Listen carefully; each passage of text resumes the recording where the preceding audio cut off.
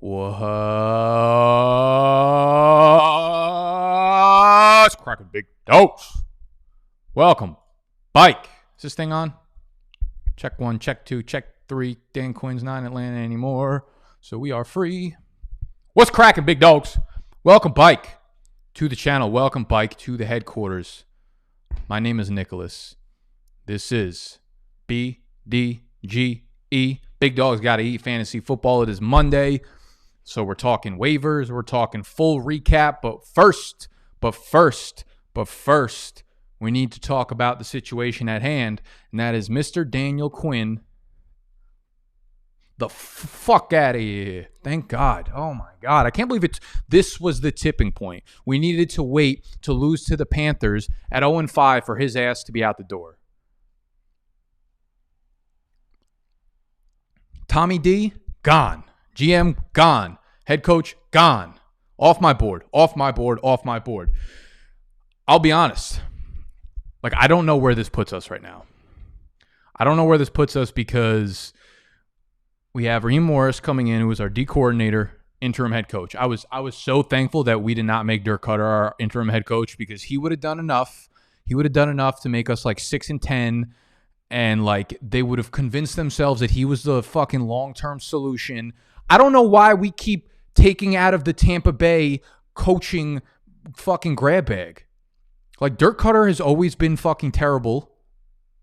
He puts up a lot of passing yards, but his offense as a well-rounded machine fucking stink, right? They got to wait till they're in catch-up mode, and then they start throwing bombs. We always start off slow. We always look terrible. Reem Morris. He had his time in Tampa Bay as the head coach. Why do we keep dipping into Tampa Bay, who's been a terrible fucking franchise? Why do we want to continue to take coaches and front office people from that franchise? We're in the fucking NFC South. We see how they operate. I don't get it. I don't even know who I want as head coach. But I'm fucking glad Dan Quinn is gone. Jesus Christ.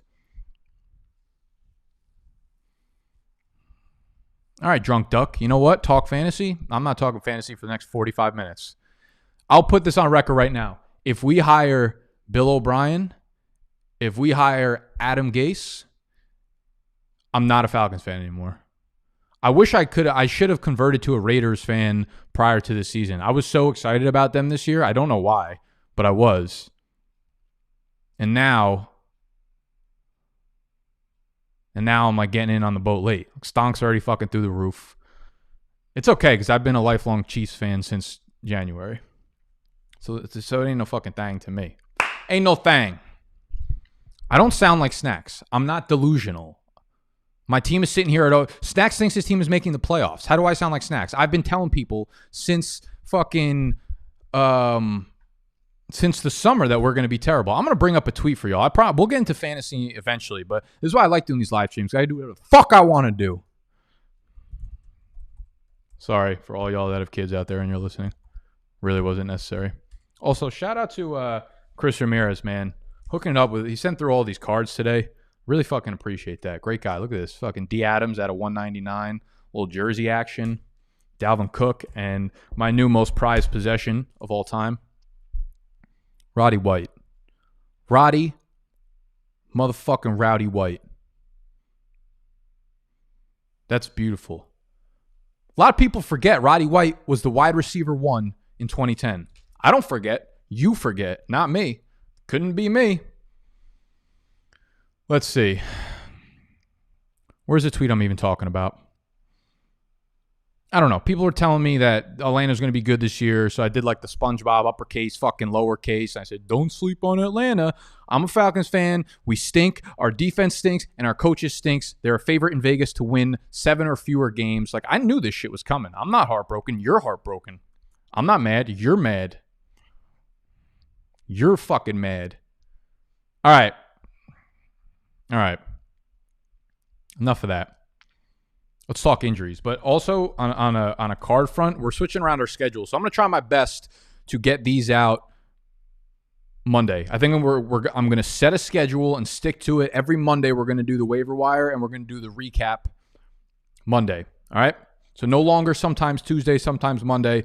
Unless I'm real hungover on Sunday, then I might not be able to do it. But we're going to try to go Monday because I'm going to be doing an extra live stream on Tuesday. Not fantasy related, though. We are going to be breaking boxes. If you've been following my stuff the last couple of weeks, we've been talking about getting more into sports cards. And that was just a cool coincidence that those got sent in today. But we got a big-ass break coming tomorrow. We've got all the mosaics. We've got hangers. We've got blasters. These spots have already been filled by division. But we're going to do another box break on 3 absolute boxes. So we got 3 pretty absolute boxes. 1, 2, 3. We're going to sell them off by division. So if you want to be in the box break, if you have no idea what that means, basically I open them live on camera. You buy in, you get 1 division. So if you get the NFC East, you get all the cards from, that's really unfortunate that Dak is on the cover there, but you get all the Giants, the Cowboys, the Redskins, the football teams, whatever the fuck you want to call. So make sure you're following us all around on social media because we'll be posting about it. Let's talk about injuries because there were a lot of them. Let's just speak on Dak because he's on the cover. Biggest injury of the day. That was like one of those injuries that kind of takes the soul right out of you, right? You're enjoying football. You're having a good day. It's a battle. And then that happens and you're like, fuck. There's no crowd there, but you could almost make the argument that the crowd went silent. Honestly, the NFL's been so fucking bad with the noise. I wouldn't be surprised if like some dumb fucking intern hit the noise thing when Dak went down. It looked so bad. It looked so bad at first. And it ended up being really bad. So he fractured his ankle. That was ugly. It was one of the more like brutal, emotional injuries that we've seen in sports in quite some time. Obviously, because the context behind it, he didn't want to play on the tag. He ends up signing the tag. They don't have a long-term agreement in place, and now, what happens there going forward? We'll have to see. Andy Dalton comes in. This is fantasy, right? We got to talk about the Bikers. Andy Dalton comes in, goes 9 for 11, 111 yards. I mean, we all know Andy Dalton is more than serviceable enough to be a backup. They paid him to come in and be a backup here. And he's going to take over as the quarterback for the rest of the year. It doesn't really matter what he has been or what he is at this point in his career. The supporting cast there is just fucking insane in Dallas. So he is the priority ad in Superflex leagues if you are quarterback desperate. If you had 2 quarterbacks on your team and Dak was one of them, you need to get Andy Dalton. He needs to be the number 1 pickup on the wire for you this week. If you have 2 quarterbacks and you need a third because bye weeks are coming up, or you're like me where you have fucking Cam everywhere and this guy's killing you right now, it's ugly out there for a lot of people. So Dalton is probably, one of, if not the biggest waiver wire pickup of the week when it comes to Superflex leagues. Now, Sammy Watkins did something with his hammy. That thing we call the hamstring, that everybody's being fucking diagnosed with the pulls and the stretches and the strains of the hamstring. He pulled up. He was like mid-route, probably a multi-week injury. That's typically what these hamstrings end up being, but we've also seen people return earlier. What does it mean?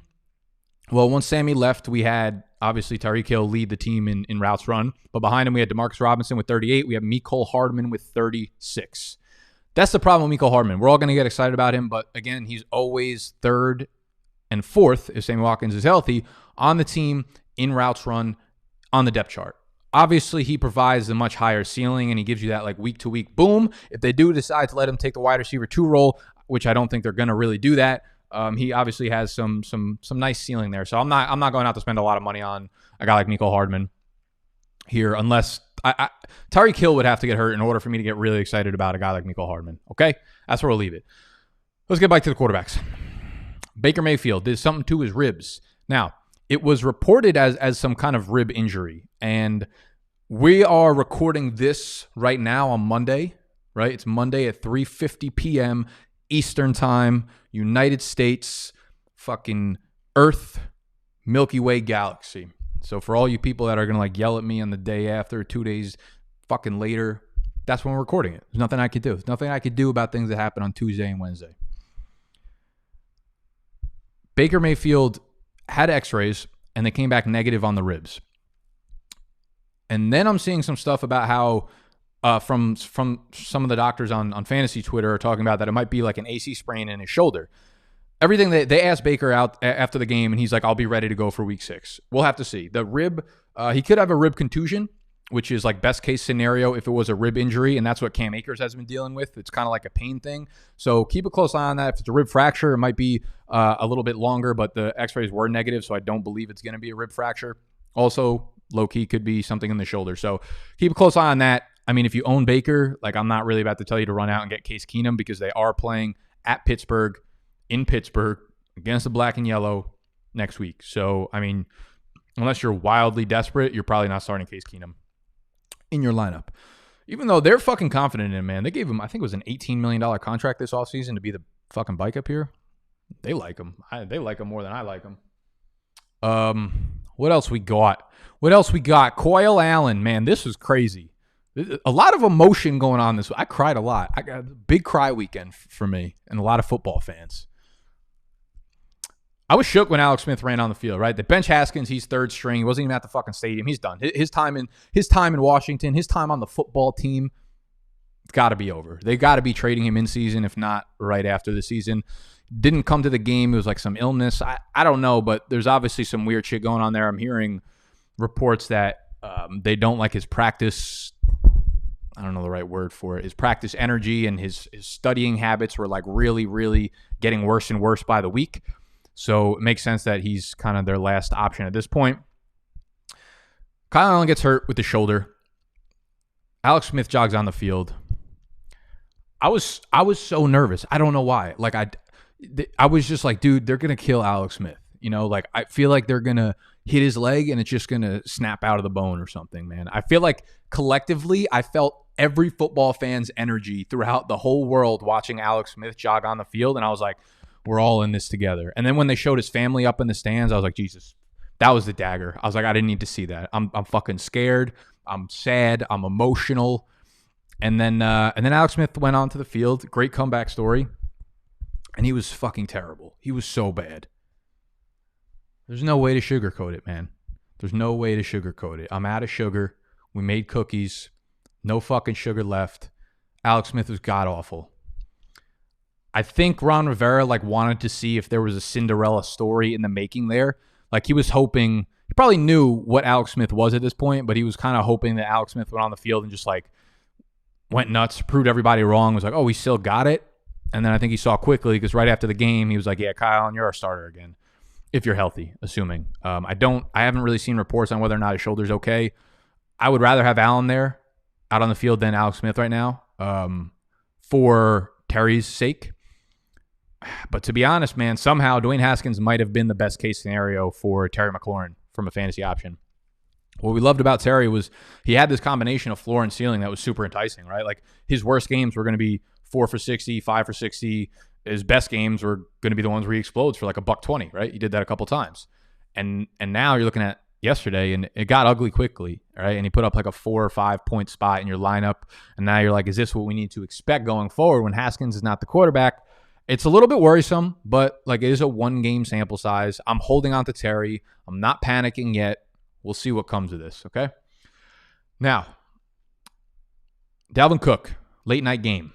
What a fucking game. What a game. I'm going to hold off on DK Metcalf, but I want to talk about him already. We're not going to yet. We're going to talk about Dalvin Cook. Likely a groin strain from everything I've watched and everything I've heard. And I know Dr. Morse hasn't been doing videos on my channel this week yet. Or this year.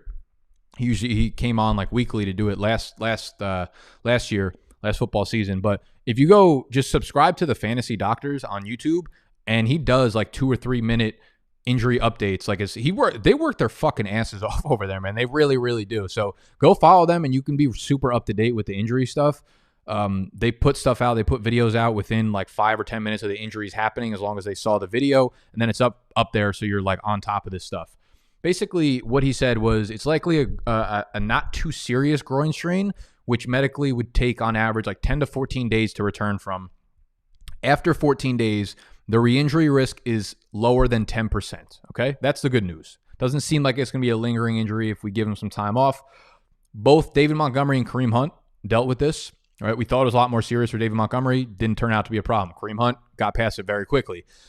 So as long as MRIs or whatever the tests they run on him don't come back as a grade 2 strain in the groin or something worse, this was kind of best case scenario for Dalvin Cook owners, given you got that fucking pit in your stomach when you see Dalvin Cook, get off the field. Now, obviously, Alexander Mattison becomes outside of being super desperate at quarterback and Andy Dalton in the way, Mattison pretty much becomes the number one waiver wire pickup. I'm shocked. Like, Yahoo's crazy, right? Because we all use like the ownership percentages on Yahoo. He's only owned in 40% of Yahoo leagues.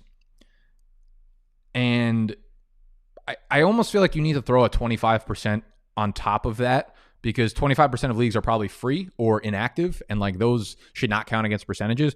That still means that Mattison is pretty widely available in a lot of leagues. So given his workload, I mean, Dalvin Cook left. It was split between Mattison and Mike Boone. And Mattison outsnapped Mike Boone 43-5, outtouched him 23-2 on the game. He went for 112 on the ground. He caught all 3 of his targets for 24 yards. He's right up there in the RB1 conversation as long as Cook is out. Mike Boone is an interesting play. He's an interesting athlete. I like him as a runner. He brings a little bit more explosiveness than Alexander Mattison does, but you can clearly see like who the guy is there. I'm not going to say like, oh, Mike Boone is, sneaky fucking upside to take that job.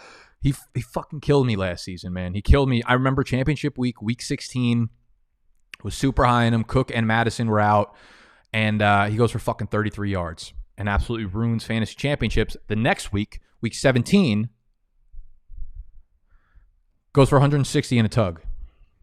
Like, Mike Boone, you're not doing anyone any fucking favors there. No one's even watching football at this point. No one cares about week 17. Fucking Mike Boone. Yeah, so Alexander Mattison, obviously the priority pickup this week, and stay very on top of Dalvin Cook injury news. AJ Green pulled a hammy again. Well, it's fucking new. Now, if we're looking at the routes run yesterday, AJ Green leaves. T. Higgins leads the team with 38, Tyler Boyd at 36, and nobody else fucking matters in that offense. Higgins seems to be a very real thing in Cincinnati. For fantasy, as soon as, like, literally right now. And since he's got onto the field in week 2, he has averaged 7.5 targets per game. And it's been consistent. It wasn't like one game of 13 targets and a couple games of like 2 or 3. He's between like the 6 and 10 range week in and week out. He hasn't really done much with them besides the 2 touchdowns in week 3. He's averaging like 53.5 receiving yards per game, which equated out to a full year is about 850 for a 16-game pace, which is great for a rookie year. Like, those are great statistics for a rookie year, and those are the numbers you look for like an elite, not an elite, but like a high-end wide receiver to kind of take the next step. That's not exactly like, groundbreaking numbers in terms of fantasy. That's nothing more than like a wide receiver 3 or a flex play. However, if AJ Green misses time, this offense could easily become a funnel between T. Higgins and Tyler Boyd, which would obviously be good for Mr. Titty Boy T. Higgins. So Higgins is someone that needs to be owned, of course. He's a priority ad as well, because these rookies are fucking popping off like Viagra left and right over here. And you want to share somewhere. And Higgins has looked good. He's getting the volume. He's getting the opportunities, running the routes, and you love to see it. You love to see it. You don't love to see Deante Johnson go down with a bike injury. We're talking about impressive rookie wide receivers. Like, holy shit. Chase Claypool yesterday. I don't know what words I could say to like put into normalcy what his performance was. Like, okay, so Deante Johnson, tough season for him, man. Dealing with the calf in the summer. Then he deals with the concussion earlier on in the season. And now he's dealing with the bike injury. Listen, we don't root for injuries. I don't want guys to get hurt. But if someone gets hurt, maybe I'm rooting for it to be a bike injury so I can continue to say bike. What do you think about that? Good process or results? Process or results? Give me the results every time, okay? We don't know the severity of Deante Johnson's bike injury. Literally could be nothing. Could be bike next week from his bike injury. Could be something big where he's not bike next week from his bike injury. Regardless, Deante Johnson leaves with the bike injury, doesn't come bike onto the field. We don't know when he's going to be bike. And then Chase Claypool comes on, catches 7 of 11 targets, 110 yards, 3 scores. Adds a rushing score. Had an offensive PI called, a ridiculous offensive PI called that could have had a 4th receiving touchdown. This was one of the most ridiculous receiving statistical games like in recent memory. Ben loves Claypool. Ben doesn't love Juju, man. I don't know. You want to talk about a disappointing Steelers wide receiver? Like we could talk about Deante Johnson having all these injuries and now having a bike injury. Anytime you deal with a bike injury, it's a problem. Bike injuries, not bike. BDGE, video, we're bike. Juju has gone over 48 receiving yards this year once. One time. It was back in week 1. Bike!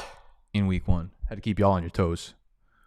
I know you guys get sleepy sometimes. Sometimes when I'm doing live streams, I've learned to calm down a little bit, because what I used to do is go on and talk really fast. I didn't do it purposely, but for like 50, 60 minutes, I would talk really fast. And at the end of it, I was out of breath, like my throat hurt. So I've been consciously trying to go slower through these live streams just so I could survive. I feel like I'm going to pass away on one of the live streams soon. So I take breaks now, which probably lulls you guys to sleep. So every once in a while, I need to yell the word bike to keep y'all up. Hasn't had over 48 receiving yards since week 1. In week 1, he was wide receiver 6. His finishes after that, wide receiver 48, wide receiver 34, and this week, wide receiver 53. We have not had Monday Night Football or Tuesday Night Football included into those rankings either, which is worrisome. Okay? It's clearly not a product of the passing offense being bad, right? Ben is borderline top 10 fantasy quarterback. The offense is averaging almost 30 points per game. So they're running shit up here. And Juju seems not to be, he's not even in the fucking race. He's not in the race. And here are some tweets today that I thought were more like usage oriented. That might give you a little clearer picture of, what the usage is like right now. You have the week 5 wide receiver routes run on top there. Claypool still finishing in 3rd, even with the Deante Johnson bike injury. You got to think that like they're seeing what he's doing and they're like, okay, James Washington, time to scale like on the usage that you're getting here and let Claypool take over as the alpha. You have routes run, you have snap counts, and then the bottom is a little bit more in-depth. You have a route on 74% of Ben's dropbacks, 37% slot rate, 15 targets over the last 2 games. So the Steelers clearly like him. Big Ben clearly likes him. We don't know what to expect when Deante Johnson comes back from his bike injury, though, do we? I need to get a bike counter on here. I can't wait to see the comments about how mad people are that I keep saying, bike! Welcome, bike! So yeah, we'll have to keep our eye out on the Deante Johnson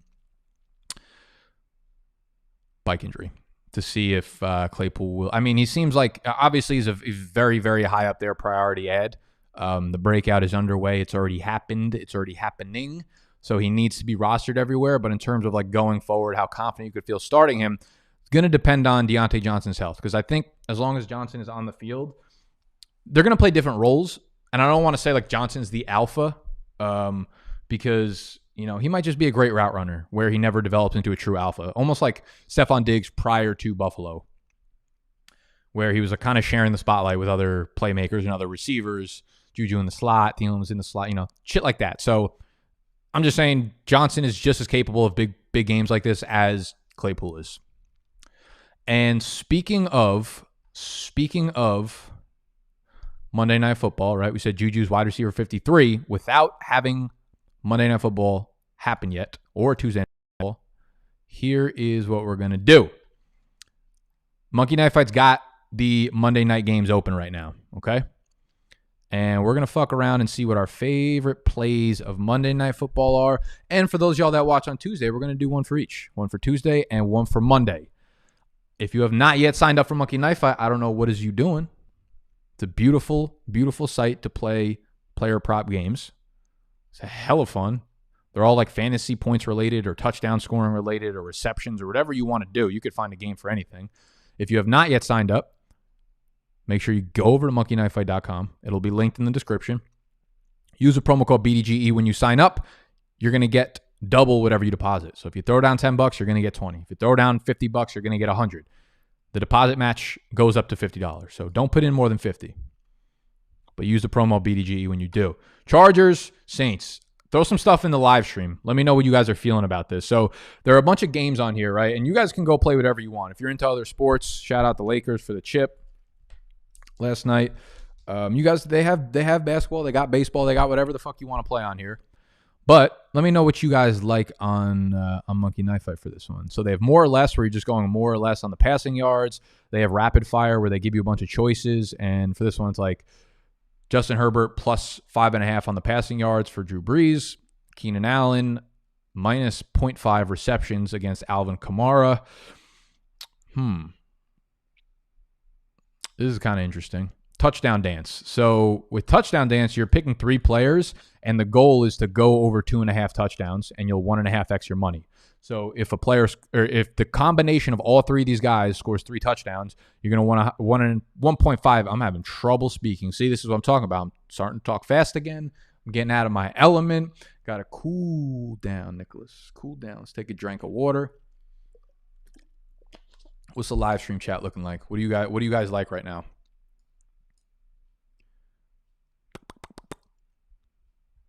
Herbert has been dealing. Give me the yards. Yeah, I do like the passing yardage. I think I would take Breeze, though, minus 5.5 here. I think I would take Keenan Allen minus half a reception over Kamara. I think I would take Sanders there. I think I might just go with the top row right here. I like that one. Touchdown dance, again, you need to get 3 touchdowns, so obviously you're throwing Kamara in there. I think Latavius Murray obviously makes sense. And then if you want to spice that, that's where it gets hard. Like, you have no guaranteed touchdown scores on the Chargers side of things. You would think that Joshua Kelly would be okay, but the Saints are good against the run. But who gets the scoring opportunities? I don't know what my favorite plays are here, to be honest. I don't know. Kamara down at 66.5 rushing yards, huh? I guess he's getting it done through the air way more. I think I like this one. Fantasy points. So this is full PPR. This is full PPR right here. Hunter Henry, 12.5 fantasy points. Emmanuel Sanders, 11.5. So we're going to go over on Hunter Henry because the Saints are not good against tight ends, and Hunter Henry's been pretty involved with Herbert under center. Emmanuel Sanders, this is a tough one. He had that dud when Michael Thomas went out that first week and everyone was pissed about it, but then he's been very good. But I'm also going to go less on that. I think that might be my favorite play. I haven't looked through enough. Let's look at Tuesday night. Maybe that'll be a more fun game. Do we even know? We don't even know who's like... Oh, no, we do. Never mind. Whoa, 290 passing yards for Josh Allen, huh? 240. This is what I'm doing. Boom, boom. That's my favorite play right there for Tuesday night. What's cracking? We bike. Welcome, bike. How we doing? Okay, let's keep going down the list. We have 2 more injuries. We have... The Jacksonville Jaguars injuries are starting to pile up. DJ Chark does something to his ankle. Tyler Eifert suffers a concussion. I don't have an update on either one of them. I don't know how serious the DJ Chark ankle injury is, but he did get forced from the game. Let me check the Twitter real quick. Make sure you're following me on Twitter right there, Nick_BDGE. You could hit me on Instagram as well. Yeah, it looks like we don't have any news on DJ Chark yet. Eifert is probably 50-50 to play next week. And you could laugh at me including Eifert in here, but after week 1, they threw the ball 20 times in week 1, which has shown to be a huge outlier for the Jaguars. Eifert's had 6, 3, 6, and 7 targets in the 4 weeks following that. So he's been like relatively very involved in this offense. It's not nothing. And on that same note, after week 1, Minshew attempted 20 passes in week 1. He has attempted at least 40 pass attempts in all 4 games following that. So the Jacksonville Jaguars that we thought we were going to get in the beginning of the year, that we maybe cooled down on after week 1, they're exactly who we thought they were, okay? This is what we expected. Now, if Chark is out, if Eifert is out, Laviska Shenault's already been balling, but this is an absolute beautiful spot for him. They get a home matchup versus the Detroit Lions. He's had 3 straight games with 5 catches or more. He is here. He is here to say Shenault is the real deal. One of our favorite rookies coming in. Super versatile. Can play all over the field. Chark's out. He can go on the outside. If Eifert's out, he could be the red zone target and take the targets up the middle. He's quietly wide receiver 27 on the year. He only has 1 touchdown to his name so far. So Shenault, we have Claypool, we have T. Higgins, we have Shenault. We got all these dudes breaking the fuck out everywhere.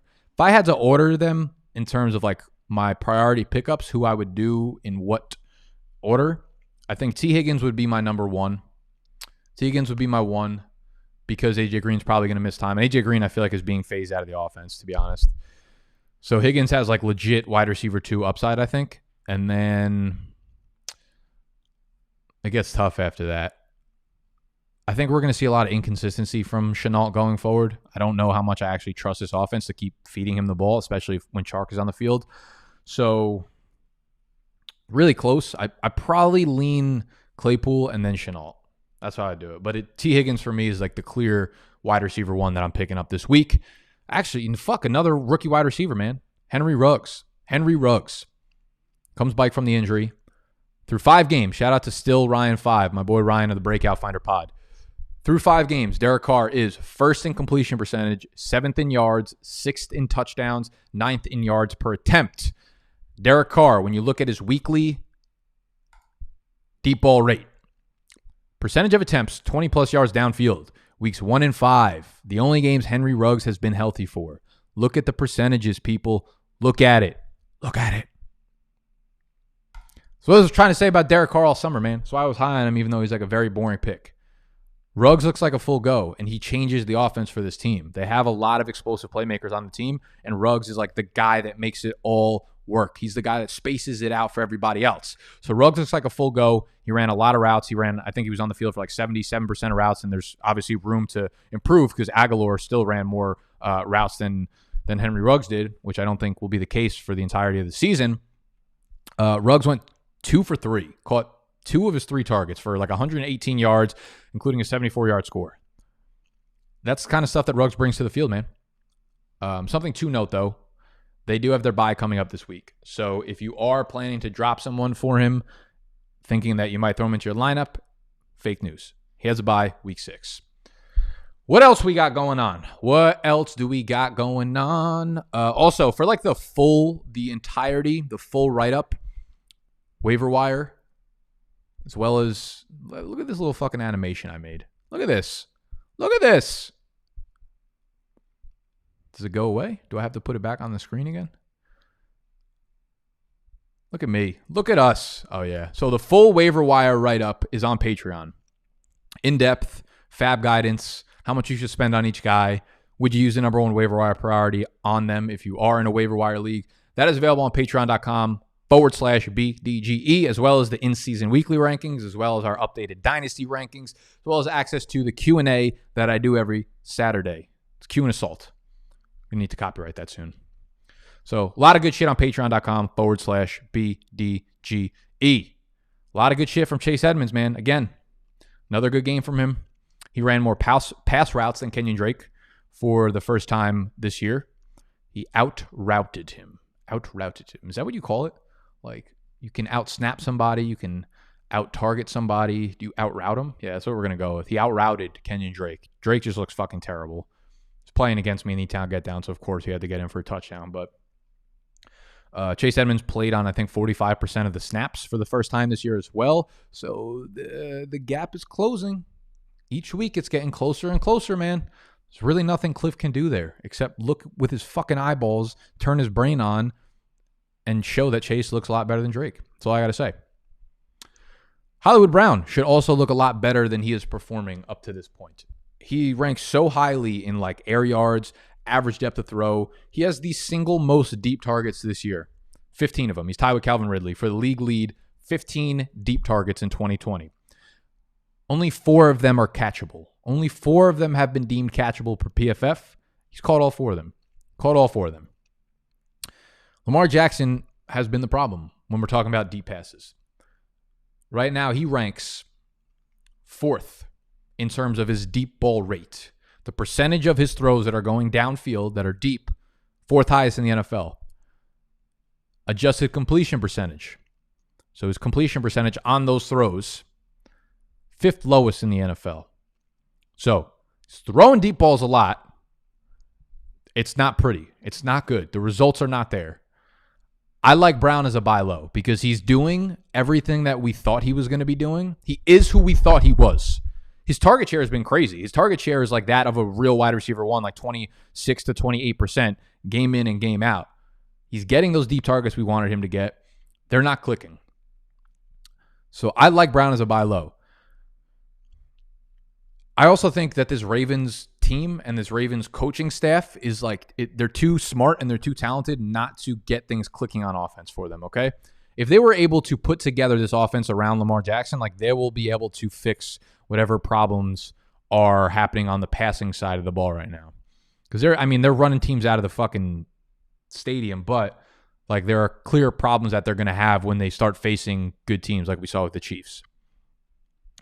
What else we got here? We still got a lot to talk about, huh? We got a lot to talk about. If you are enjoying the video thus far, I know there's about a zillion.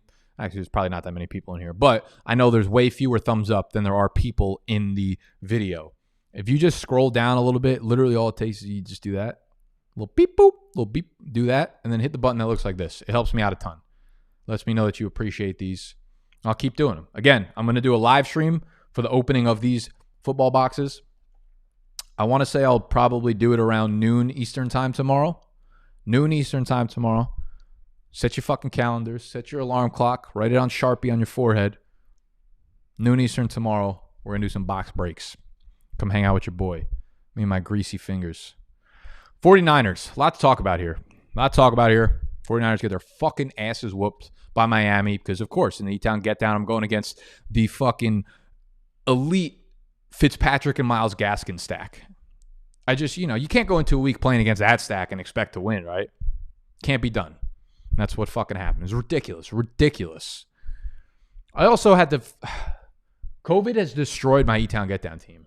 It hasn't. I feel like it hasn't affected anybody except my team. Between Cam, Tannehill's games getting canceled. I had to put in KC offense over New England's offense. They got me -1 points. I had to play Nyheim Hines over Ryan Tannehill, or over Cam. I didn't have another quarterback. He got me 3 fucking points. It was disgusting.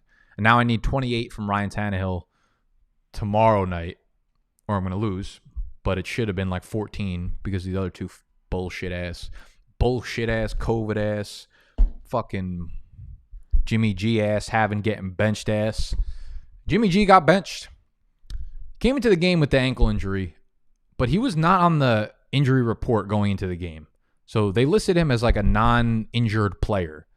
And then he was playing so fucking poorly that they benched him at halftime. Shanahan said it was because of the ankle. That's what they needed to sit him for.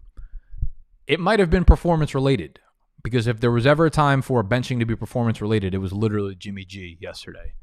But it's also possible that the performance was ankle-related, all right? So we have the benching, performance-related, but the performance might be ankle-related, right? This is why I use my TI-84 for math like that. So I'm an elite mathematician. I'm only technically a mathematician, just like I'm only technically a doctor. You get everything from me here. There's no reason to go anywhere else for your fantasy stuff. Except for all the fucking terrible takes I have. So he's very questionable. Supposedly he's not, he's definitely not 100%. He's questionable for week 6. They won't commit to him for week 6 against the Rams. On a brighter note, we got Raheem Mostert coming bike, which is not a brighter note for us because I like Jerick McKinnon this week. I didn't play him anywhere because I don't have him. But, I ranked him as a low-end RB2. Raheem Mostert came back and took his role. 11 for 90 on the ground, caught 3 targets. McKinnon played on 20 to 25% of the snaps. And it's unfortunate for him. But it's clear that Raheem Mostert is the guy to own there. McKinnon is rosterable. Everyone else is just dead to me. Now, here's another sophomore wide receiver buy low candidate. It's Debo Samuel. Let me tell you why. He's coming back from the foot injury. He played a full slate of snaps in this one. Full slate, 89% of the snaps. He tied George Kittle, team high, 8 targets. Of the 8 targets Debo Samuel saw, 3 of them were catchable. Okay? 3 of them were catchable. I don't want y'all to forget how good Debo Samuel was last year. When Debo Samuel is in full capacity, full health, and playing on that field, he's awesome. He's really fucking good. And I think we're going to see that sooner rather than later. This is the perfect time to buy Debo Samuel because he probably has very little value. And he's coming off a game where he got the volume, but it was terrible volume. So now is the time to buy him. Travis Fulgum. Do we buy him? I mean, I don't, where the fuck are you going to buy him from the 99 fucking cent store? He's probably all available on dynasty rosters. Now, I actually had this dude on a couple of my taxi squads last year when he was with the Lions, and then I fucking dropped him like Matt Patricia did in real life because his profile is super enticing, man. 6'2", 215. Obviously, the draft capital is what makes him unenticing. 6th-round pick. Played at Old Dominion, which is the other obvious red flag. Of course, you're going to put up good numbers when you're playing against Old Dominion, but college dominator in the 70th percentile. 17.2 yards per reception, 80th percentile, which tells you he's a big-time playmaker down the field, right? College target share, almost 23%. Breakout age is a little iffy, but his best comparable is Michael Gallup. And when you can find a guy like that on the waiver wire, it's worth grabbing in Dynasty. He was awesome on Sunday. Like, he was literally the only guy Carson Wentz was throwing the ball to. How long is that shit going to last, right? D-Jax and Alshon Jeffrey are probably a week away, or they might even be playing this upcoming week. Rager is going to be back relatively soon, I want to say, in a couple weeks, I believe. I'm not spending any fab on Fulgum in a redraft league. Like, there's no way. Maybe in a 14-team league, if you want to put a $0 bid in and maybe meet somebody out in a tiebreaker, like, there's just no way you're ever going to feel comfortable putting this guy into the lineup. Might be a good stash. I don't know. Like, who? Maybe the Eagles coaching staff will pull their fucking heads out of their arses and they'll say, like, oh, why don't we give a guy who just had a fucking disgusting game more chances? This young guy who could be a receiver in our core, rather than doing what they've done over the last 3 years and forcing Deshaun Jackson and Alshon Jeffrey on the field. Like, why not try to build for the future, but also put this guy in a chance to have the games that he did on Sunday? So I can't predict what's going to happen. I just know you're not going to be confident putting this guy into your starting lineup for a long time. And those are the guys that I try to kind of stay away from. But he does have a path to continue to stay on the field with all these older guys injured, and maybe the coaching staff just realizes that their best fucking play should be to let this guy play out and see how he does, because he was awesome on Sunday.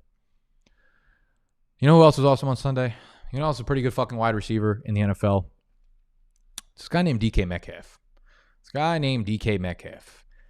I can't believe I was hesitant to draft him in the preseason. I thought him and Lockett would just share. I mean, they are sharing the targets. I thought like their upside was going to be kind of capped at like 1,100 yards apiece. Did not see this passing offense going like this. And DK Metcalf, shout out to Russell Clay, man. Shout out to Russell Clay at Russell J. Clay on Twitter. First person I heard say this. It was like a month ago on the Breakout Finder. He had DK Metcalf listed as his wide receiver 1 in Dynasty. Overall wide receiver 1 in Dynasty 1 month ago. And now you're hearing everybody on Twitter, like after last night's game, everybody's like, this is going to be a bold take, but he's a top 3 to top 5 Dynasty wide receiver for me. It's like fucking, it would be a bold take to not have him in there. You sound like a fucking idiot. So shout out to Russell Clay for being the first person on this and going bold, putting his stance out there. Wide receiver 1 in Dynasty.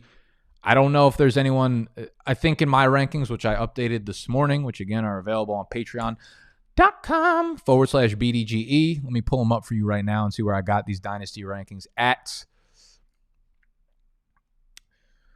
So, yes, I moved him up to wide receiver 1. He's 22 years old. He's tied to Russell Wilson for a long time, and Russell Wilson, he's treating him like he's Julio. It's insane. I have Devontae Adams at 2, Michael Thomas 3, D-Hop 4, Tyreek Hill's 5, CeeDee Lamb there at 6. I want to move CeeDee Lamb up. I'm actually probably going to move him ahead of D-Hop up to 4. And those are my top 6. So, if you want the rankings, Dynasty, you know where to find them. I want to play the fucking animation again. Wait. Skirt. That wasn't cool or fun at all, actually. Thought it was going to be a lot more fun.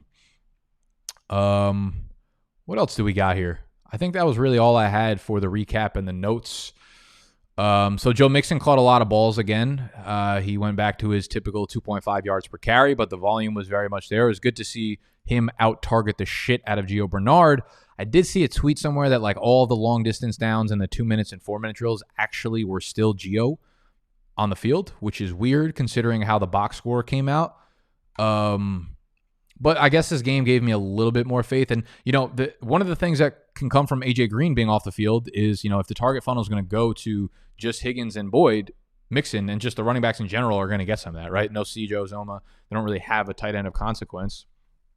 What else? Brandon Cooks went the fuck off yesterday. I know it's easy to equate like a one-game fucking sample size and be like, well, Bill O'Brien's not there, so the offense is different. It's like, it's not going to be that different after 4 days.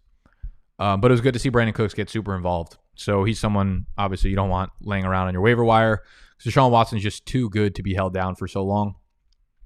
Still much rather own Fuller. Fuller's actually been dynamite this year. He's been fantastic when he's on the field, of course. So Fuller you want to own over Cooks, but Cooks is very much ownable. Startable. Not startable, sorry. Ownable. Maybe it'll be startable. We'll see where my rankings kind of turn out. Let's get into the questions.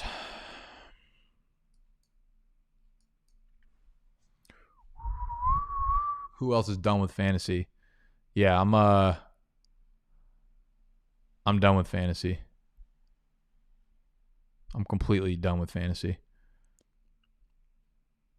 Anyone got any good questions that are not fantasy related?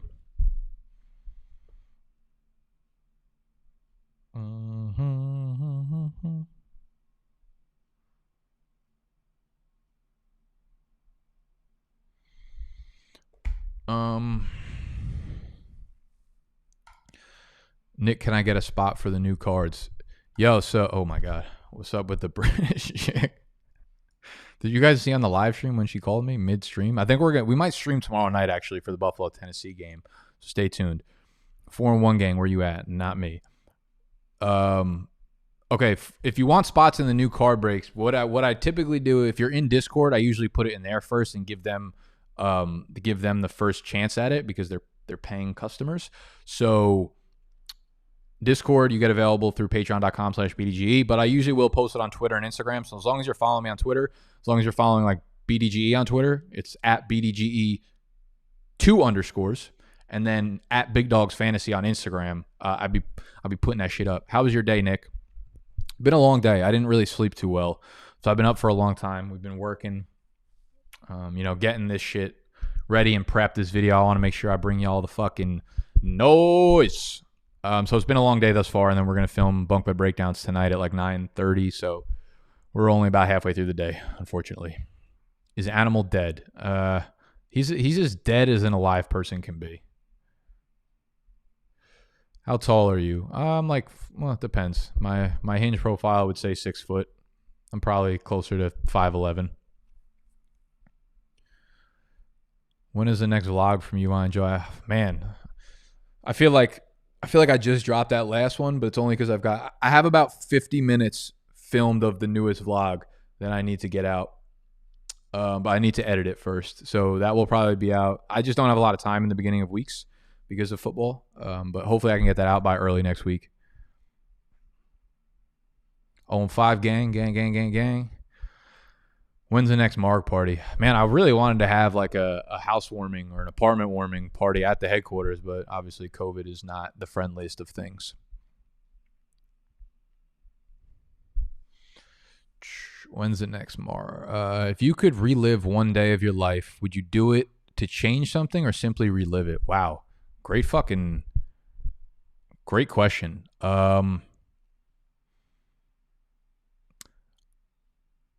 I don't think there's anything. I don't think there's any day that I would want to relive to change anything. I don't think there's much that I would change. I'll put it that way.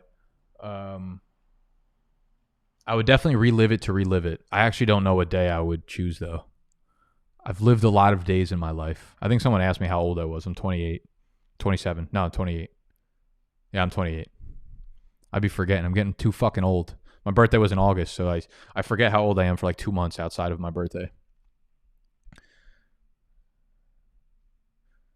Virginity story. I think we were gonna wait till we start doing Wyatt Yellen podcasts in the off season. We're gonna do a lot of podcasting on that kind of stuff. My virginity story was actually down the shore. Down in Jersey Shore. I was, how old was I? me junior in high school. It was a fucking mess. I was done in like a fucking 11 seconds. Out of the game quicker than AJ Green. Fucking embarrassing. What are you gonna do? What are you gonna do? Animal? No, he didn't win. What happened with Bleacher Report using bike? Listen, guys, I didn't actually create the word bike. Me and my friends have been saying it for like 5 years, but like realistically, the word bike comes from black culture. Black Twitter is like low-key the GOAT culture. If you're into it, you know that. Like I didn't make that word up. I just need I'm the middleman. Anything cool I find out in the world, I need to bring to my people.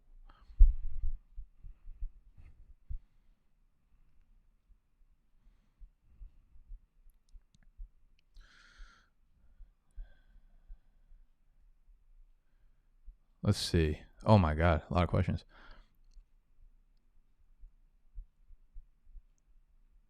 Who's the next player you're going to overhype? Oh my God, how much time you got?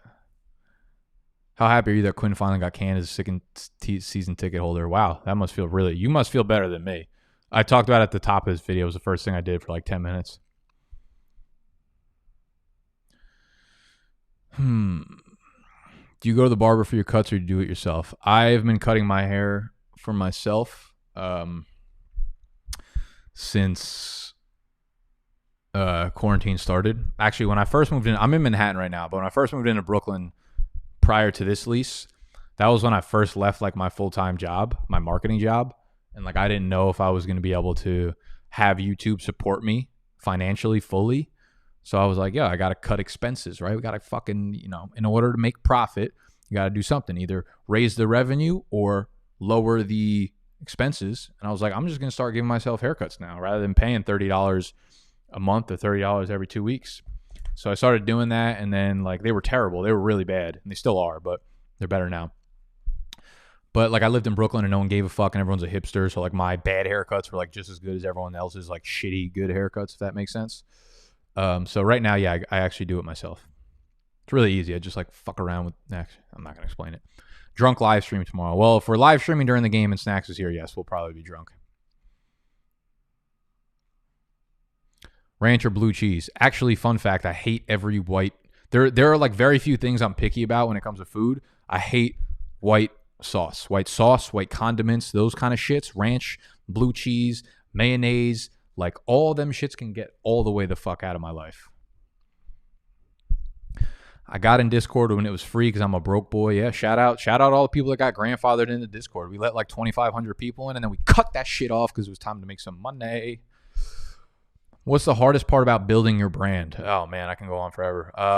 The hardest part about building your brand is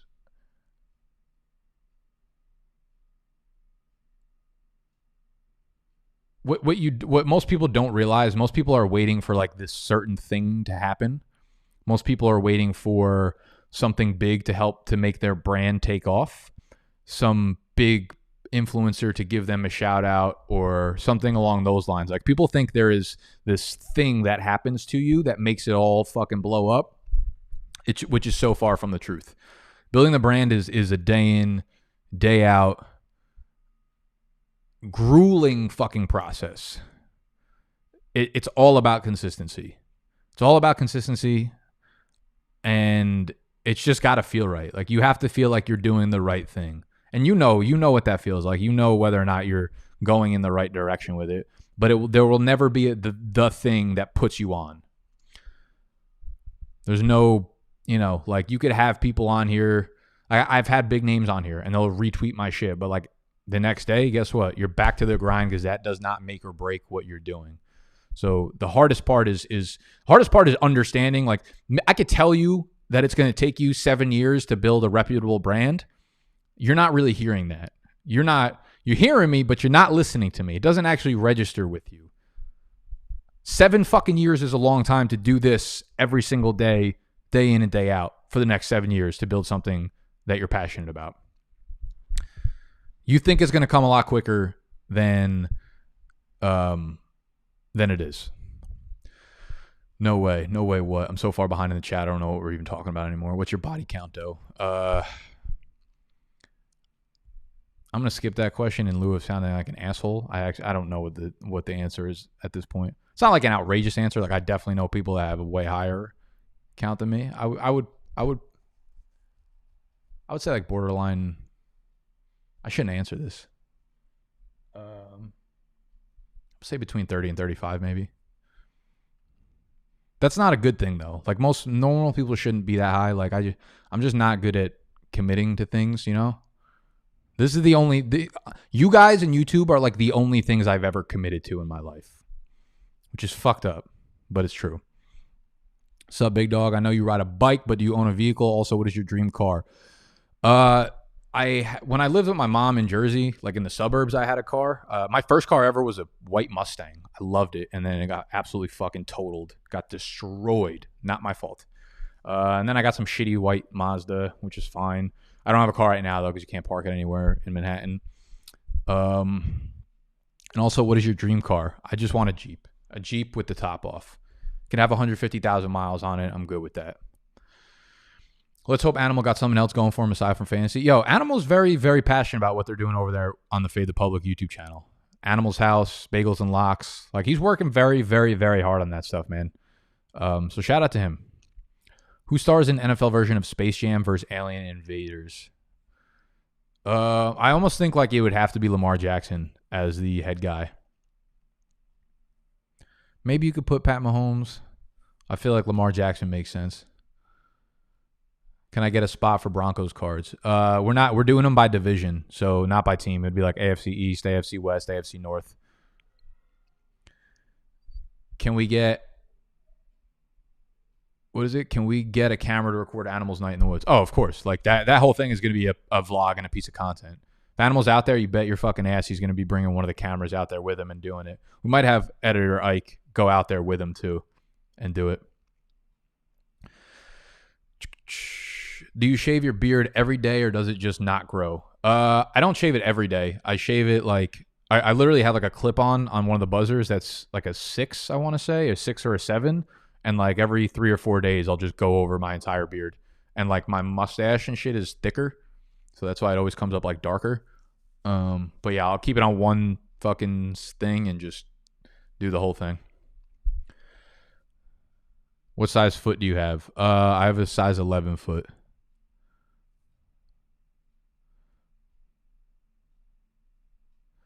Do you get the ladies from this? No, I've never hooked up with I've never even like met a person. Actually, I've met some girls that have watched this before, but anytime I've met someone out in the wild that's watched this stuff, always a guy. There was one time some chick followed my stuff and she was older. She might have been like 40 years old or something. And she started sending me pictures and talking about how like my bulge looked good in like some gym shorts I was wearing in one of my vlogs. I was like, this is fucking weird. How long have you been doing fantasy analysis? I would say probably since I'm like 21, maybe 21 or 22, and I'm 28 now. So 6-7 years. Is overall season over? Yeah, people like really think I wear overalls. I've worn overalls once in my whole ass life, and it was that one profile picture I have. It was a themed party. It was smoking meats and clapping cheeks. And you had, if you were under 250 pounds, it was mandatory overalls you had to wear, which honestly should be the opposite. Anyone over 200 pounds should automatically have to wear overalls to it. But it was at that party, the one time I've ever worn overalls. I kept the tag on and I sent it bike. Do you play Among Us? Is that a... Do you play Among Us? Among Us is capitalized. So is that a fucking video game? Or are you asking me like if I play among you guys? That's a game. No, I have no idea what that is. I've seen those little fucking bot things though in meme templates. Would you rather be a reverse mermaid or a reverse centaur? What does that mean, a reverse?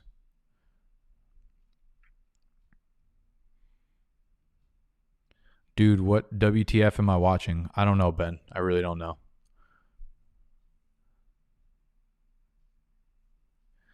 That was the highest question I've ever thought of, and you read it. Thank you, sir. That was a great fucking question. It really was. I actually want to write that down.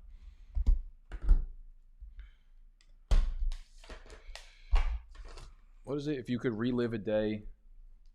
I think I'm gonna do a whole ass Why You Yelling podcast just on this question. You could relive a day. If you can go back to a day, would you relive it or would you go back to change something? Fucking beautifully said. You look like you're 23, 24. Thank you. I take that as a compliment. You got to take care of yourselves, people.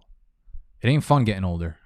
Before you know it, you start getting gray hairs and you start getting a few more wrinkles than you thought you had, and then you're officially fucking old.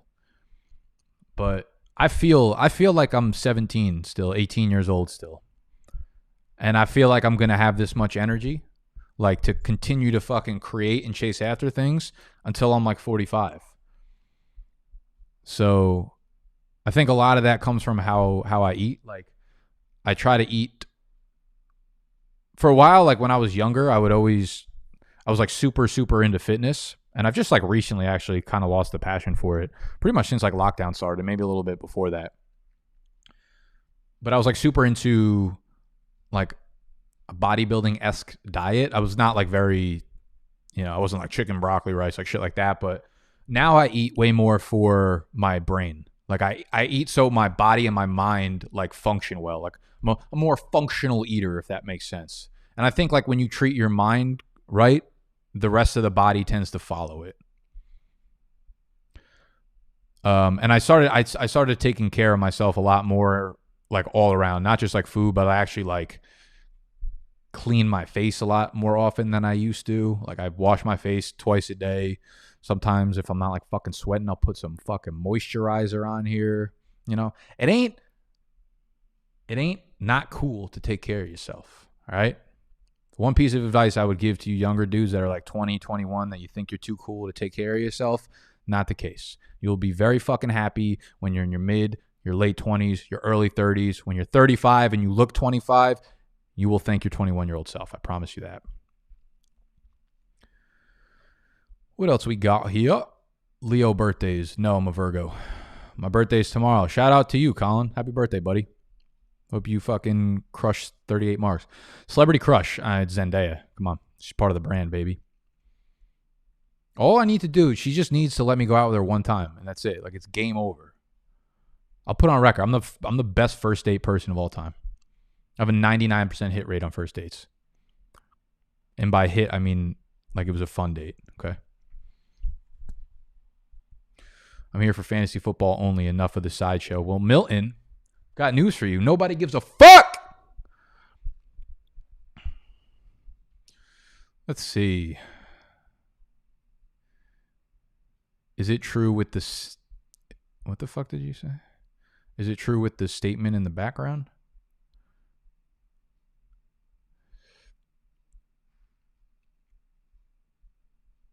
You sound like a boomer. In what way? Because of the game? I'm so lost in the questions. Do I smoke weed? No, I don't smoke weed. I get too paranoid. Not that I'm against it. It's not for me.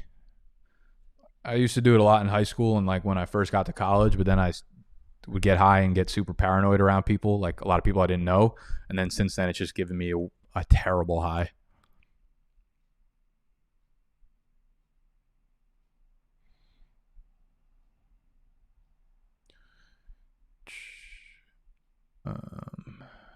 In the spirit of the chat, hey Nick, do you have a morning routine for your face? Do you shop in stores or online only? Do you get so glad when pumpkin spice latte is back?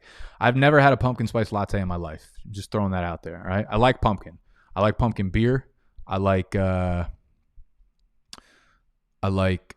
pumpkin flavored coffee, not lattes though. I like pumpkin flavor, like bakery things, like pumpkin donuts or the titties.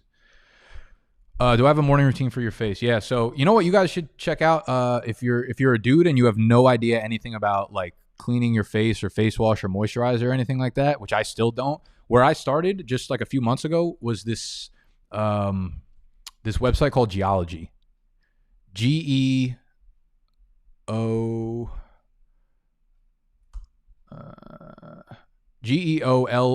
Geologie. Geologie.com. It's personalized skincare, and this is not sponsored whatsoever. Wish it fucking was. They give you like a personal kit to use, and the first trial is like super cheap, I want to say. I remember it being like $20 when I first did it. And it's got your face wash, and basically you just like wash your face, you throw moisturizer on it over, and then you're done. And then nighttime they have like the same thing, like, but it's a different formula kind of, and they got some shit from under your eyes. You don't want to start forming those bags under your eyes. That's when you start looking real fucking old. You want to stay young forever.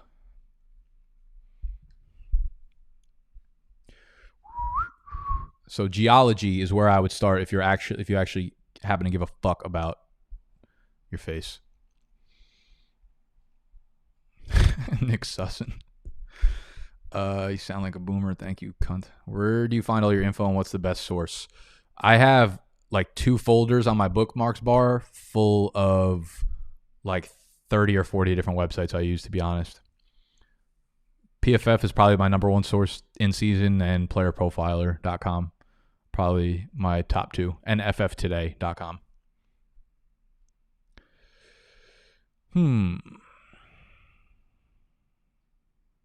We play fantasy around here. That's my man Curtis, you know.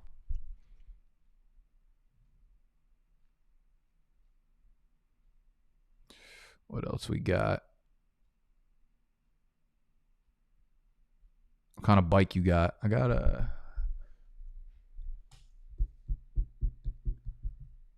I don't know what it's called, what kind of brand it is, but it says thick stick or thick slick or some shit on the tire, and that was all I needed to see. It's like bright blue and shit. I take the city bikes out a lot though too. They got electric city bikes now in Manhattan. They dropped off like 300 new ones, so they're all over the place, and they go up to like 18 miles an hour. They're fun as fuck.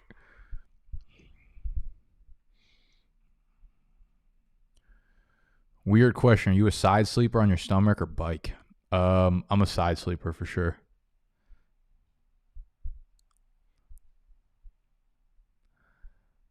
I will not eliminate red meat.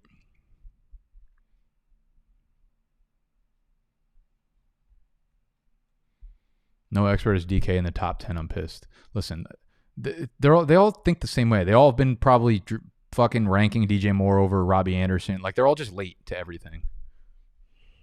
That's what happens. Can we get a fade the public versus bunk bed combine or 2-on-2 match? That would actually be funny. Low key, you guys don't know that Noah's like 6'4".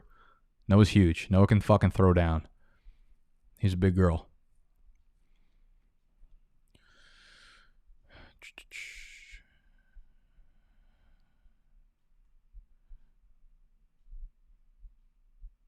Ercolano, is that Italian? Yes, that is Italian.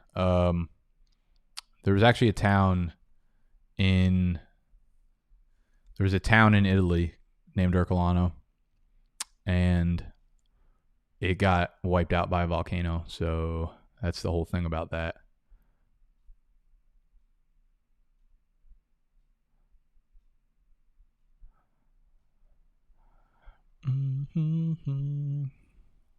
What are some great first date ideas, man? That's why I love living in Manhattan, is because you could literally just be like, yo, meet me on the top of my block, and we're just gonna look at people. I love going, like, I'll just be like, let's go to Central Park and we'll just have a picnic for the day. It's not so much about like what you're doing or where you're going. It's just like the shared energy between you two. Y'all can keep a good conversation going for the whole time. Like, you're gonna have fun. Just be yourself. I hate that people are like, I have so much trouble on first dates. I'm like, you're about to go hang out with someone that you have no idea what their life was for 25 years. Like, you have 25 years worth of content to talk about, all right? Think about it that way. Think about how much shit you could ask people. Favorite Domino's pizza? Fucking cheeseburger pizza, baby. That shit was really good.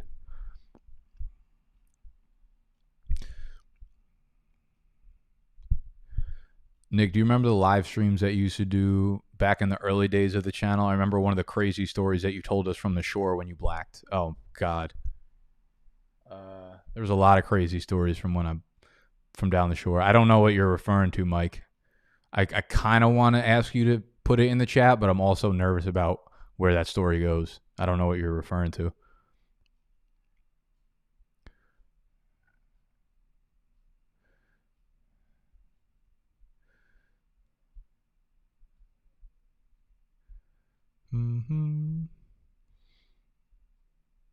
Shower every day, or do like weird people and shower only when you think you stink? I try to shower every day. I'll be honest though, like working from home, if I know I'm not going to see people for like 3 days, I might skip a day. I wouldn't suggest it, and I wouldn't say that that's my normal thing, but like since we've been in lockdown and there were months that I went without seeing anybody physically, isn't that fucking insane? There might have been a day or two I skipped.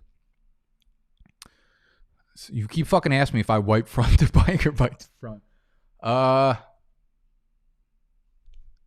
Next question. How'd you become a Falcons fan? I just fell in love with Michael Vick. I just loved him. He was so fucking... I was vulnerable. I was like 11, and he absolutely just took me under his wing. He emotionally swooped in. It was like me on first dates, except Michael Vick was me, and I'm the poor little girl. How'd you meet Noah? I've still literally never met Noah in my life physically. We've never met. I only know him off Twitter, online.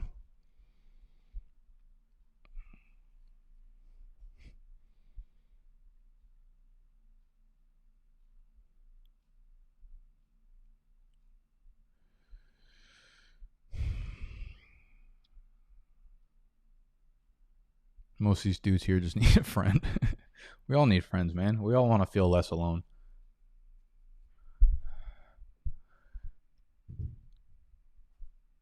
Can we make bets on whether or not you guys spit out the old gum? Oh, that's you, Chris, huh? Where did I put that pack? I think it's over there. I'm not spitting that shit out. They're going to be good, I bet.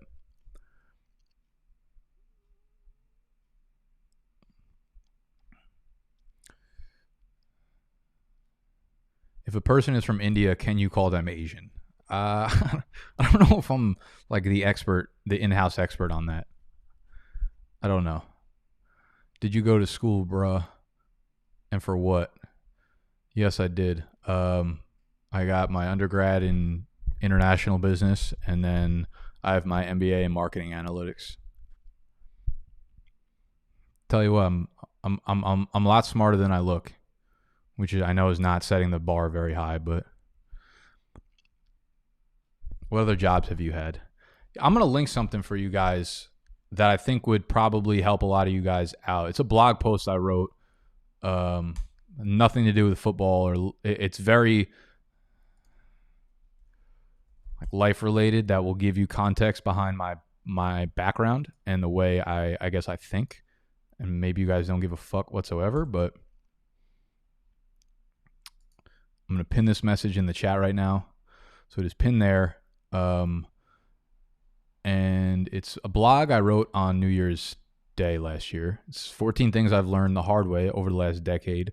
Life, liberty, love, and the pursuit of crappiness. An ode to the roaring 20s. We're starting a new decade, so I thought about all the things I learned over the last 10 years.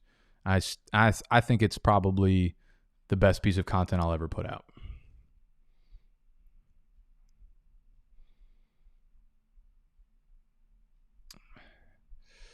Dated a girl that was into fantasy hockey. I don't think I would want to listen, bro. Like, I hate talking about fantasy football with people, like outside of like Snacks and Animal or something. Have you guys been behind the computer the whole time? Yeah, you have. Oh no, that's just the. Yeah, that is not my ideal thought of a good conversation. So I would kind of hate if I dated a girl that was really into fantasy football. Where is Noah located? Noah lives in Connecticut. He goes to UConn. And Mike lives out in San Francisco. Goosebumps or Are You Afraid of the Dark? Yo, Goosebumps absolutely slapped.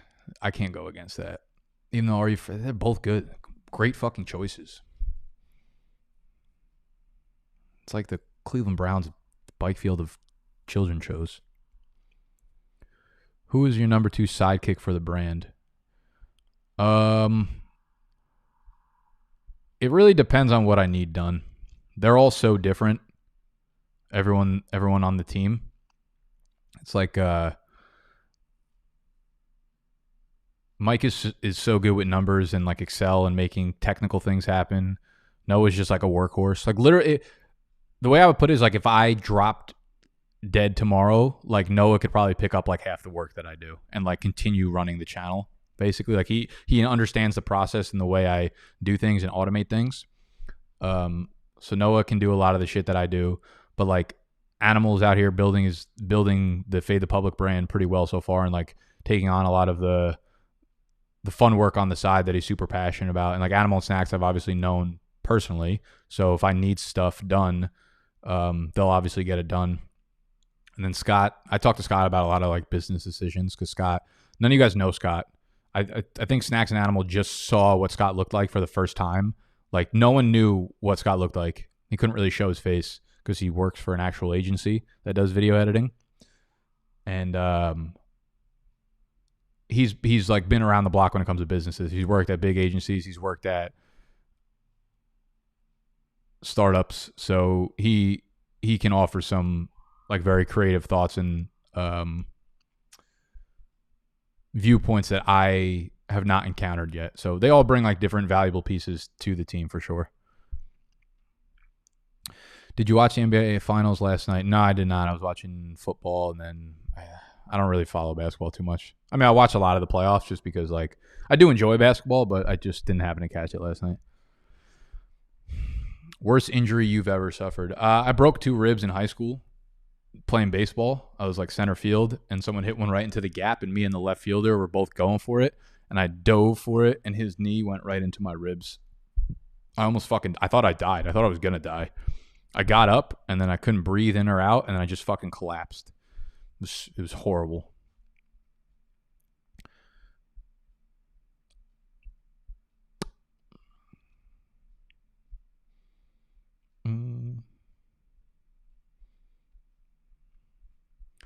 Are we talking football or what? Yeah, we reserved the first like 45 to 50 minutes of this video for that.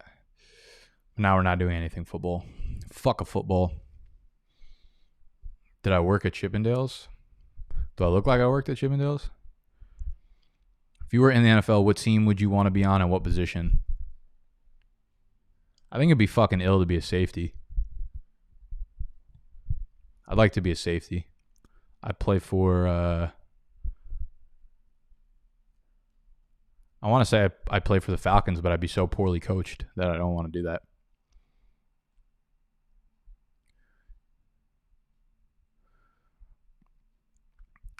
For your sake, I won't put in the chat. The story I was referring to was when you rented a house with your friends in high school. Oh, yeah, we did that. Snacks was there for most of the houses that we rented. We would rent like a house or a condo down in the Jersey Shore like every summer. We'd end up getting kicked out like almost immediately. The first time we did it, we lasted like 5 days. We rented them for a week. The second time we did it, we threw a fucking absolute rager. It's crazy. I might relive that day, honestly. Maybe I'll go back to that day, relive it, and make sure we don't get kicked out and have the place raided. Well, you got blinds closed during the day. Because I have this. There's a blind next to me on the left that is open, but if I open this window, it fucks with the camera. Like the camera gets all out of focus and like it gets super bright back there. How do I get to join BDGE? I want to live in New York and work with you boys. Plus, you guys need a Canadian. No, we absolutely don't need a fucking Canadian. I promise you that. Mike's actually from Canada. Yeah, we've got no spots open here right now. I apologize.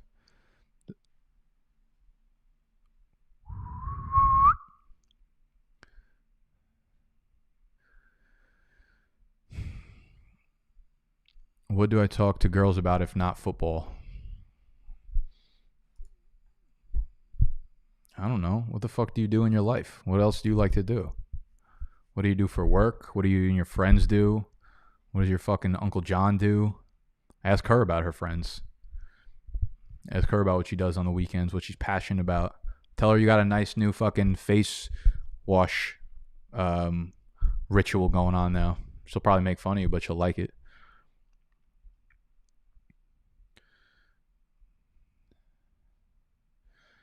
Ever had anyone from the channel show up at your crib? Yeah, actually, we did. When me and Snacks and Animal were building this table in the summer, we first were putting the table together, we'd keep, it was hot as fuck, and we were like doing a lot of work in here with the wood and the wood chopper and shit. We'd keep the windows wide open, and someone walked by and like stopped, and he saw the banner. He's like, "Yo, is that you guys, the Big Dogs?" And I was like, "Yeah, let's fucking go." So we talked to him for like 20 minutes outside the window. He was actually looking at an apartment in this complex. It was kind of funny. So he didn't like show up at my apartment. He just happened to like be here and recognize us. Hey, Andrew. Hey, dude. Where do you see yourself in the next 10 years? I don't even know where I see myself in 10 minutes. Probably at the pizzeria over there. Do you ever get recognized in public from your YouTube? So there's that guy. I've gotten it's almost always like being out at a bar or something. There was a couple times. There was at a gym. There was at a club in Brooklyn. There was one time I was out with my friends in Manhattan, and a kid came over, and we just started talking. He knew who I was, and he like came over. He's like, "Yo, Nick, is that you?" And I was like, "Oh fuck!" Like I had no idea who it was. And I thought it was like some kid from college, maybe like, you know, that I was like friends with for like a month or something. I just forgot who it was. He's like, "Yo, you won me 2 championships with the fucking Aaron Jones or whatever last year," and he ended up buying like me and all my friends rounds of like tequila shots and margaritas. It was fucking awesome.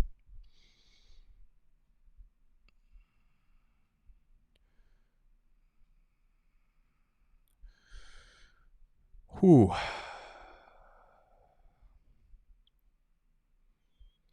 If we get BDGE tattoos, do we get free margs and Patreon for life? I'll definitely give you, if you got a BDGE tattoo, I'd give you like access to every piece of whatever we fucking produce for life. Absolutely. I don't even have a BDGE. Actually, I lied. I kind of do have a tattoo. Oh no. Uh-oh, guys.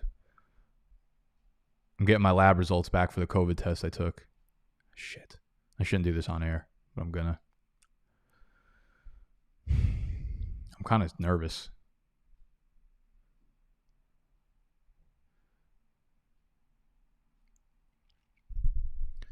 I have to sign in. I don't know my fucking.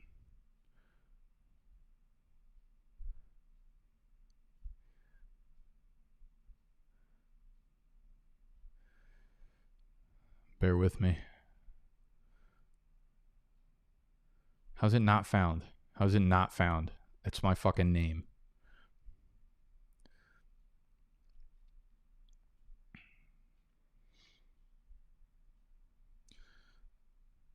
SS2456.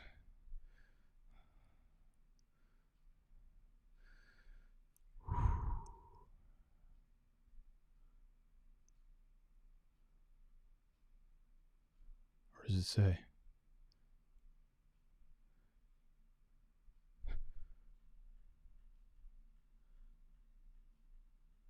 We're neg.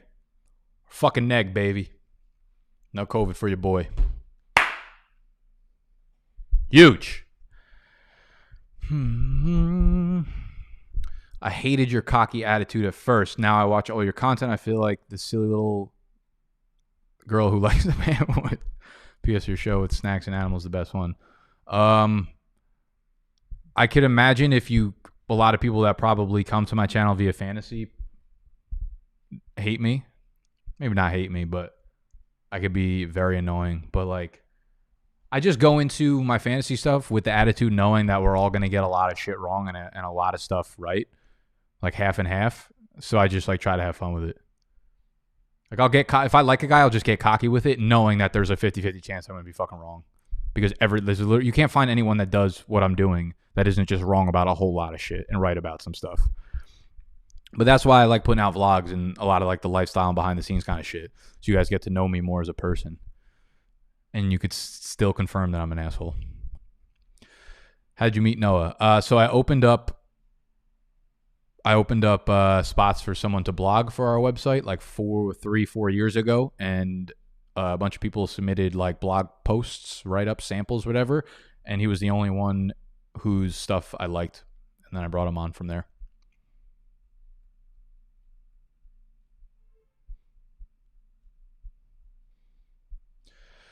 Is this stream?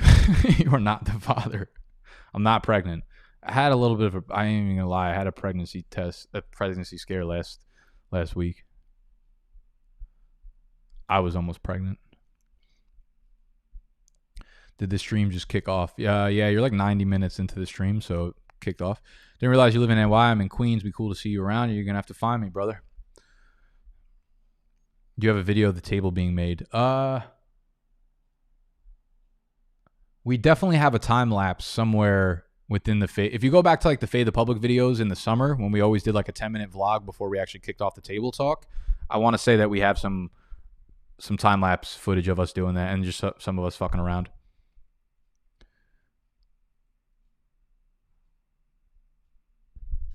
What would you do if someone from the channel showed up and knocked on your door? I mean, I'd like to say I'd be like, what the fuck, but I'd probably be like, yo, come in. If I'm giving you my honest answer of what I would do, I would be like, yo, what the fuck, but also like, come on in, baby.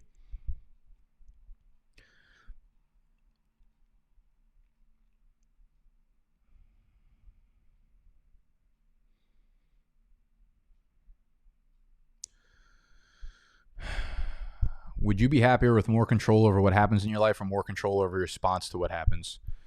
Tommy boy, you already have. You know why? One of the easiest ways to enjoy life more is to understand that you're responsible for everything that happens in your life. Would you be happier with more control over what happens in your life? You control what happens in your life. Like what I'm doing right now, I controlled this. I decided that this was what I was going to do, and I manifested this into a real fucking life. Over 7 years of hard work. If you take responsibility for every single thing that happens in your life, I don't care. It doesn't mean it's someone's fault when something happens, but if you can take responsibility and then realize that it doesn't matter how it happened or why it happened or who did it, but you're in control of exactly the pieces that you put into place. Like, right, looking from a business perspective, someone underneath me fucks up. Like, I'm the person that gave them the responsibility to do that. My fault, not theirs. That is a very simple way to start being more free in your life, is understanding that you have control of everything, good and bad, for better or worse. Get that rapid test. They didn't have the rapid test here. What happened was one of my friends' brothers tested positive for it, and my friend happened to be at my apartment like a week ago. And the city MD around the corner from me didn't have rapid tests. I went in there and they were talking about how they were getting the rapid tests available like tomorrow or something, but I wanted to get it ASAP. Is this stream going to be posted on YouTube? Yes, it is. All right, I got to get the freak out of here.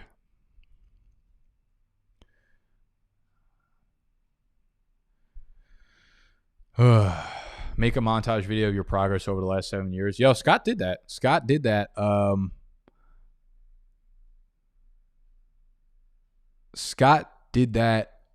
and posted on Twitter.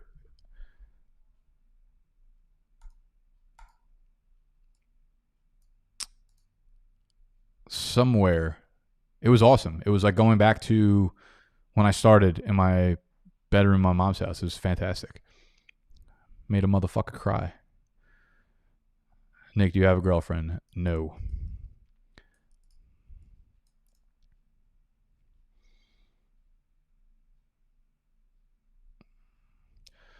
Whatever happened with the kid who was making thumbnails? He still does some work for us. Like, he still does some like one-off projects and stuff for us. But when we hit the peak summer, when it was like fucking peak SEO, I wanted to make sure that I had thumbnails that were like, you know, the ones I knew would catch the fantasy audience. Like, his shit is way better than mine. He's way better at like creative, artistic stuff. But we'll probably just continue using him in a capacity of just like kind of like one-off things that we need. I'm actually going to throw up the... Let me see if I can find it real quick. Like, he created the banner that we use on Instagram and YouTube and Twitter now. Where is it?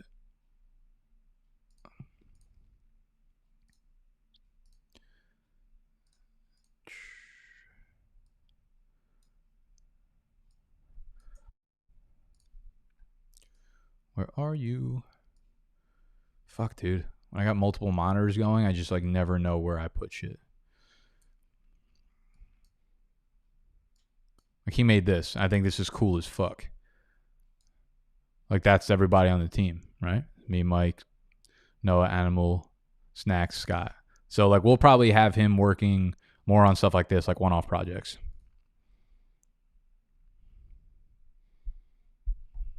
Where did you go?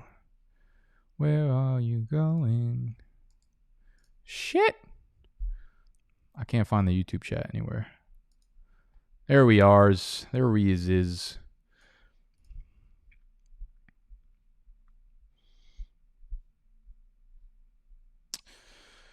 Would you rather be very successful professionally with only a tolerable private life, or have a great private life but an uninspiring professional one? I'm not really sure what you mean by private life, but I think like I think if you're just happy, like that's the life I would take. If your private life is what makes you happy, then take that. If I mean I'm super fortunate enough to the point where I've like my work is kind of intertwined with my life. Like the people that I hang out with, usually I kind of sucker them into work with me, and like everything I do is revolved around my work. So I mean I don't have much of a private life at this point. I mean I definitely have some things I keep private, but like for the most part, y'all know who I am and the shit that I do.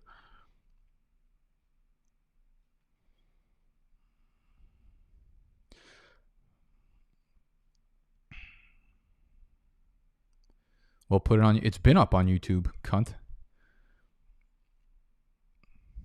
Tommy Boy just reading off some website. That's facts. Mixies or brewskis? Time and place. Time and place.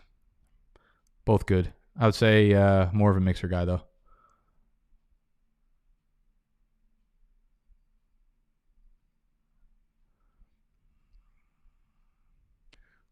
Put your trade cues in Discord. We talking life. He knows.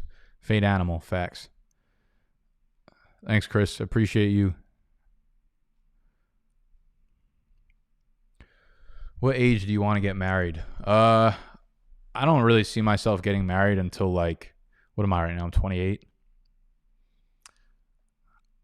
Honestly, I'd say like 30, 35 is probably the earliest I would get married.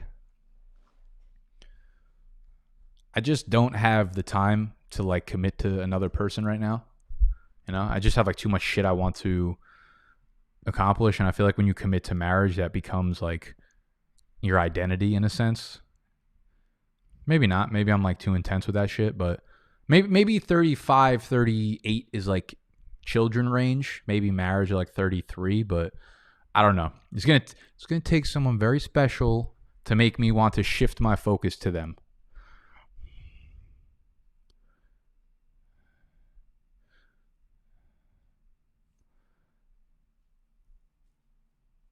Nick, if you could beat up anyone, who would you?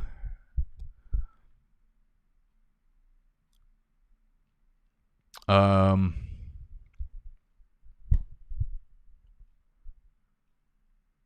would say Snacks, but like I could already beat the shit out of Snacks if I wanted to.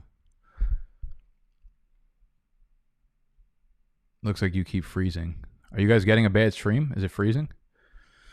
Football cards, yes sir. Don't bother. Facts. Glass for our glass half empty. What? Glass full or glass half empty? I don't know. I'm not usually like an optimistic or pessimistic person. I just am. I'm just practical. That's what I am. I just take what's in front of me and I work. That's it. Bro, you are behind my guy. In what way, Chaz?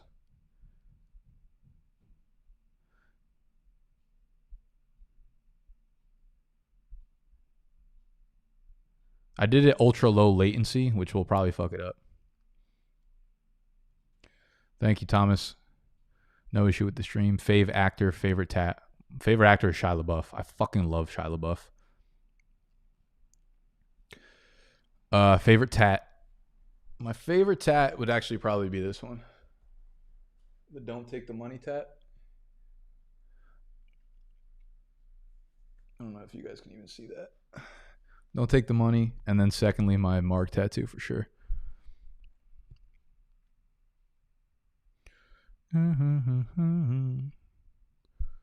Thoughts on DK rest of season? It's the only fantasy question I'm answering, but he's untradeable. Do you shop for clothes online or in person? I do both, but I typically do way more online.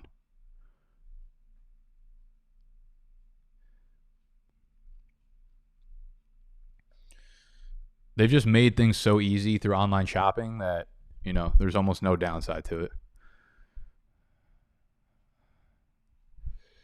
Appreciate you, Quinn. Appreciate you too, Max.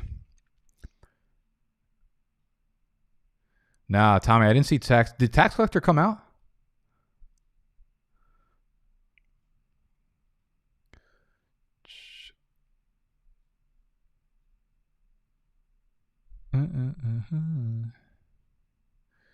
When you're shopping online, are you doing those subscription clothing boxes? Nah, definitely not the boxes. Those are like too general. Like I know how I like my clothes. Like I like my t-shirts a certain way. Like I like them a little bit longer on the sleeves, but like tighter around the neck. I think they're like a better look and a better fit. I would say jeans are probably like the thing that I buy the most of.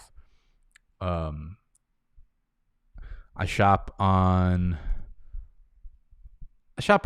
like Uniqlo. I like I'll even go to PacSun sometimes. I like what's the fucking European store that I always buy from? I don't think Zara is that bad.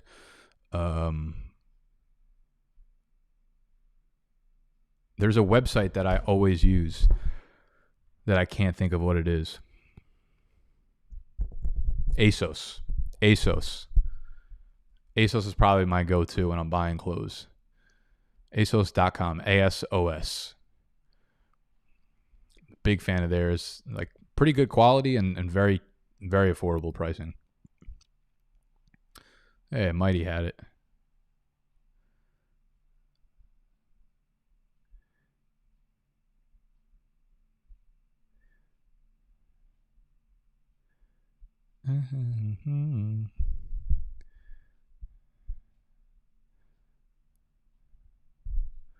ASOS is a European store, so I don't think you can find any physical locations in Manhattan. I really like this place only NY too. Only NY, but it's expensive as shit.